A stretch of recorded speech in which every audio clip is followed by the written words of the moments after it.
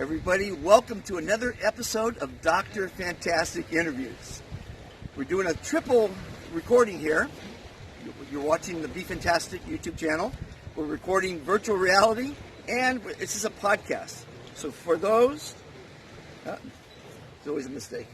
Welcome to the show, and we are recording three different mediums. Be Fantastic YouTube, my virtual reality camera, and my podcast show, Dr. Fantastic Interviews. For those of you that don't see this beautiful view, let me explain where we're at. We're in beautiful Sharm el Sheikh, Egypt, overlooking the Red Sea. The sun is about to drop. I'm with this most fantastic ambassador.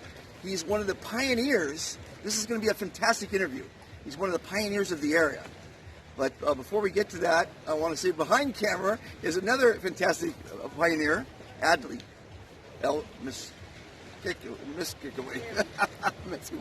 Excuse my pronunciation, but I'm having the most fantastic time in Egypt. The people are fantastic, and it gets better every day. So, Ayman Salah Taher, is that correct? That's right. Did I get that right? Not easy for me. He was hired to find the best diving in Egypt from the Israeli government. And I'm told, and many people are attesting to this, that this is the best diving in the world. And he is known as the Aquanaut because he's the best underwater photographer in all of Egypt. And I'm honored to be your friend. The pleasure is mine. And I'm honored that you're one of my ambassadors. I appreciate that. It's a fantastic journey I'm on. This is day 246 of the, not of the movement, but of my journey around the world to introduce fantastic people, to introduce fantastic places like Sharm el Sheikh. It's amazing. I'm beyond words. So, tell us about your discovery. This is, by the way, this is the El Fanar Beach area, which has a home. It's probably one of the best locations in the world to have a home, overlooking this beautiful peninsula here, on the Red Sea, of course. This is the beautiful Nazica El Fanar Italian restaurant. Fantastic food, and you can't find a better place on the planet than to host an interview, but to live. You've lived here for how long? Since 81. 81. I'm quite old, but You don't look old, and you don't feel old. I don't feel old. I'm fantastic. Yes, you are. Anyhow, let me just tell you about this place, because I fall in love with this place. And it was just desert at the very beginning. Now it's one of the most attractive spots in Sharm el Sheikh and maybe in the diving world. This is at the very end of the peninsula of Sinai. 30 kilometers from here is the last point, and then we are facing the major body of the Red Sea, and as soon as you turn to the left, you are at the Gulf of Aqaba. So that's another privilege. The current here brings a lot of planktons, which makes the sea very rich, and the sea life is outstanding. Fantastic. Yeah. It's also one of the rare places where you can watch the sunset and the sunrise from the same place. You can spot Ras Muhammad and Tiran Island. And I remember one of the words of Eugenie Clark, one of the greatest marine biologists. She works for the National Geographic, and she was the professor at Maryland University in marine biology. She said once, if I have to choose one place in the world to dive in, I would choose Ras Muhammad, which is great. I might also add that Adley told me the other day that it hasn't rained here in 6 years. That's amazing. No rain. No rain. Well, that's another privilege of the Red Sea, because that means the salinity of the sea is more or less the same. It doesn't affect by fresh water from the rain. And then it's protected by mountains on each side, so another reason that it's very rich, and the water is very clear. The visibility goes up to 50 meters, and that means that the light penetrates to see to that depth. And light is energy, energy is light. So I snorkeled. This is the first place I snorkeled where I saw a variety of fish, and it was very a unique experience to get bitten by the fish. They bite your feet. Actually, they do that because they love you. Isn't that fantastic? It is fantastic. They're kissing me, maybe not biting me. Actually, you know what's pedicure and manicure? They clean the skin, and so maybe that they are doing you a favor. But it doesn't hurt, obviously, but it's a little unnerving at first. And the girls, they'll scream. Well, there is one thing happening which I don't admit. When they feed the fish, then they change the characteristic of the fish, the behavior of the fish. But otherwise, it's acceptable. Yes. So you've been photographing underwater for decades. Tell us your experiences about being underwater and capturing nature like that. It's so beautiful. You know, the seas and the oceans all over the world are 7 times more than the land. So there is at least 100 times more life in these places than land. And it's very beautiful, fascinating, outstanding. I'm told we know more about the moon than the ocean. There's still a lot to be discovered in the ocean, yes? I believe so. And it's quite near. It's just a few meters from where we are. we don't have to go all the way to the moon. This is a unique spot. And this is your property, and you picked the best spot. I believe so. And the other thing, the wonderful feeling when you are in the water. You know, and it's warm. It's a beautiful temperature. And besides its beautiful temperature, there is actually a psychological research about what we call it shallow water euphoria. It's extreme happiness when you are in a depth of 6 meters. There is no gravity and no pressure, and you are just flying. It's outstanding feeling beside the outstanding beauty. It's fantastic. How did you come about to be hired by Israelis to discover a place like this? Just to correct this piece of information, I was sent from the Egyptian government due to an invitation from the Israeli Federation before we take over the place, just to tell us what is there and what we have to do and to protect the Oh, I see. Okay. I stand corrected. But still, and you say that point there that you can see in this virtual reality camera, and people listening to the podcast can't see it, but there's a beautiful point. It's like a bay. It's a big circle here, right? And that point there is the best diving in the world?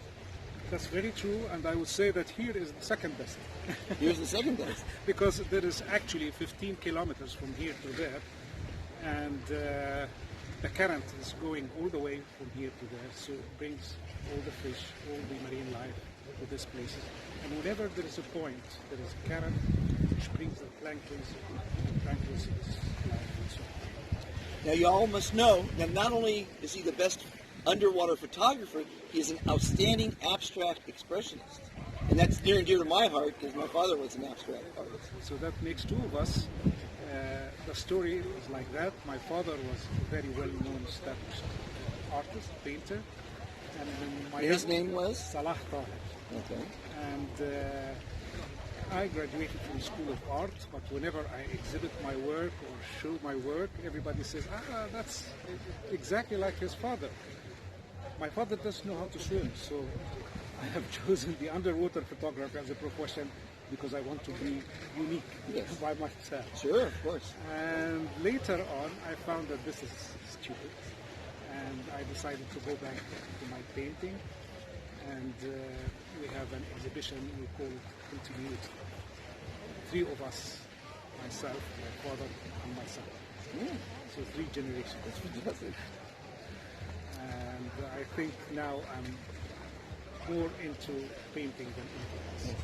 So now you've seen Sharm develop into, which was a few years ago, a bustling, fantastic, a lot of energy. It's downsized a bit because of the problems in the world, But what do you foresee the future of Sharm? Nature can take care of itself. What's happening due to the corona now is not that bad. The sea, the marine life is getting better, getting back to normal, which is good. We are giving this marine life the vacation to grow again and to be as beautiful as usual. The first wave of the COVID, I remember in the news, everyone was in their home, and the animals came into the streets, and the air cleared up, and the ocean cleaned up, and it was like all of a sudden nature regained the big city. It was, you'd see a zebra in the road. I mean, it was quite remarkable to see nature heal that quickly. And there is another thing, which I think there's a message telling us that we are not the only creatures on Earth, because we always believe that we are the only. We're the only ones screwing up the planet, I'll tell you that right now. Yeah, exactly. But life is beautiful, is outstanding, it's fantastic. Look at the smile when you say the word fantastic. Say, I am fantastic, young lady. She's an ambassador. That young man's an ambassador. These young ladies will be ambassadors soon. Yeah, She's an ambassador. We have many ambassadors in Sharm. Over 60 ambassadors already. beautiful. And I always use this word from Buddha. We are what we think we are. So if you repeat that, it's kind of auto-suggestion. So you will be fantastic. And you must verbalize it, not just think it. You must verbalize the word. Definitely. And use the musicality thing. He just became an ambassador, and immediately he tells me his father would say that word all the time. Yes. Before he goes to bed and early in the morning. It's fantastic. I met one man who said it, he's been saying it religiously for 35 years. Always.